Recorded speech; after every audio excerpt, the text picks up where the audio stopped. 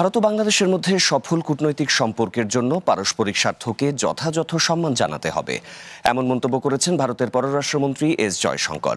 দিল্লিতে আয়োজিত এক আন্তর্জাতিক ফোরামে তিনি বলেছেন, দিল্লি এককভাবে সুবিধা নেবে তা যেমন ঠিক নয়, তেমনি দ্বিপাক্ষিক সম্পর্ক ভারতের জন্যও সমান ফলপ্রসূ হতে হবে। তবে শেখ হাসিনাকে ফেরত পাঠাতে ঢাকার দাবি নিয়ে কোনো মন্তব্য করেননি তিনি। নগদ নিয়ে এলো হার না মানা হার অফার।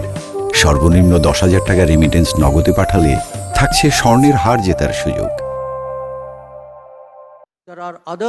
প্রধানমন্ত্রী তারেক রহমানের ভারত সফর নিয়ে অনিশ্চয়তার মধ্যেই ঢাকা নয়াদিল্লি দ্বিপাক্ষিক সম্পর্ক নিয়ে গুরুত্বপূর্ণ বার্তা দিলেন ভারতের পররাষ্ট্রমন্ত্রী এস জয়শঙ্কর।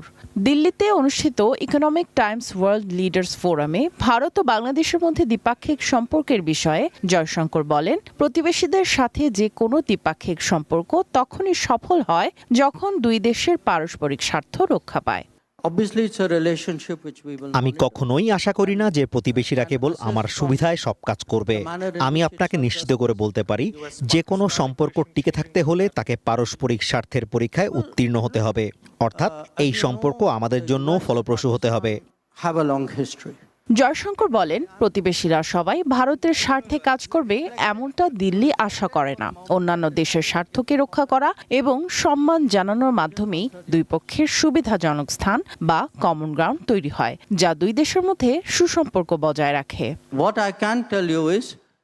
আমি যেমন তাদের চাহিদা ও স্বার্থকে সম্মান জানাই, একইভাবে তাদের কাছ থেকেও আমি সেই একই সম্মান প্রত্যাশা করি। আপনি যখন সেই অভিন্ন অবস্থান বা কমন গ্রাউন্ডে পৌঁছাতে পারবেন, তখনই সম্পর্ক মসৃণভাবে এগিয়ে যাবে। অনুষ্ঠানে ক্ষমতাচ্যুত প্রধানমন্ত্রী শেখ হাসিনাকে বাংলাদেশে হস্তান্তরের বিষয়ে প্রশ্ন করা হলেও সে বিষয়ে কোনো সরাসরি মন্তব্য করা থেকে বিরত থাকেন ভারতের পররাষ্ট্রমন্ত্রী। তবে বাংলাদেশের সাথে সম্পর্ক ভারতের জন্য ফলপ্রসূ হতে হবে বলে মন্তব্য করেন তিনি। সামিয়া জান্নাহ, ওয়ান ইন্টারন্যাশনাল ডেস্ক।